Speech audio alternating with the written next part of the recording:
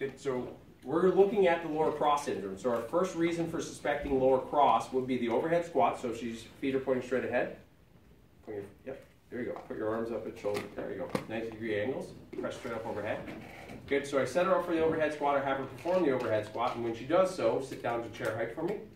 I should start to see leaning forward, which she has, and then a slight arch in the lower back. So if I was to force her torso, keep your torso a little more vertical as you squat down. So if she forces herself into a vertical torso, you start to see the arch in the lower back. So it's either torso going forward, or the other compensation, because she's keeping her torso up, is to have the arch in the lower back show up. Okay, does that make sense? All right, so that's my first suspicion. My second suspicion is if I look at her posture, I'm looking for arching in the lower back, sometimes and often very commonly bent in the knees, or sometimes straight legs. So if I'm looking through this pattern, I'm going to see a bend in the hip and an arch in the lower back. And so she definitely has the arch in the lower back, and the knees are going straight versus the bent knee version of that I commonly see in fitness, if you like, okay? So once I have the idea, then we're going to muscle test and determine if she truly has some version of lower cross. So the muscle test we've chosen to work through, we're going to have feet. Good. There's several tests here. So rec fem is one of them. So this one we're going to test rec fem. So cross your arms like this. So the line of drive is going to be in an upright seated position, knee towards same side elbow. So your line of drive is up. My line of drive is down. Do not let me push you down. Drive up. So I let her go wherever she can go naturally and hold and attempt to hold it. Okay. We're going to do the other side. Your line of drive is up. My line of drive is drive up. Hold. Don't let it move. And this one's stronger. So she's definitely like dominant on one side versus the other, which is important for me to know. Okay, so that's one test. The second test we're going to look at is we're going to take her down to the ground. Okay, so actually tibialis anterior, stay there for a second. We're going to check this. So we're in the seated position is another one we can check. So she's going to sit. She's going to pull her toes up towards her shins as far as possible. I'm going to go mid-foot, and I'm going to try and push them down.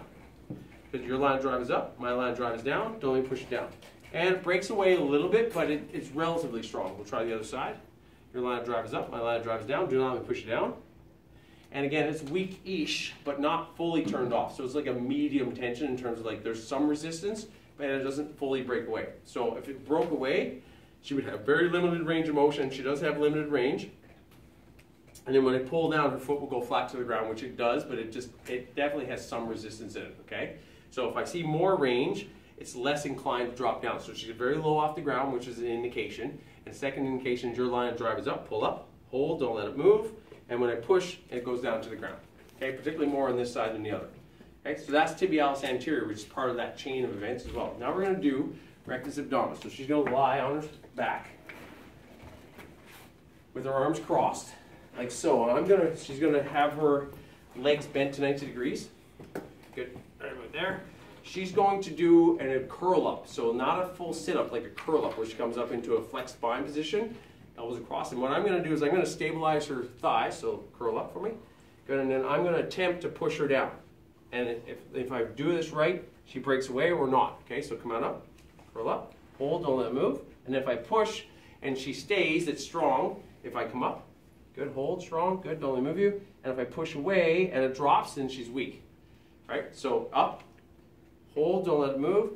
If I push down and it stays, strong, right? If it comes up, I push down and it falls, weak. Right? And you can use the elbows like I did, or you can come right in this midsection and push down, more of an angle down and away. Right? This is usually a little easier to execute when you do the push. Okay? That works really well to determine if the abdominals are working. Then I flip her over and we check for glutes. Good, arms are going to be like this.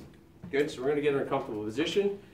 We're going to go here. You want to make sure you test low on the knee or on the foot. And it's up to you, whichever one. Make sure the leg's in a straight line.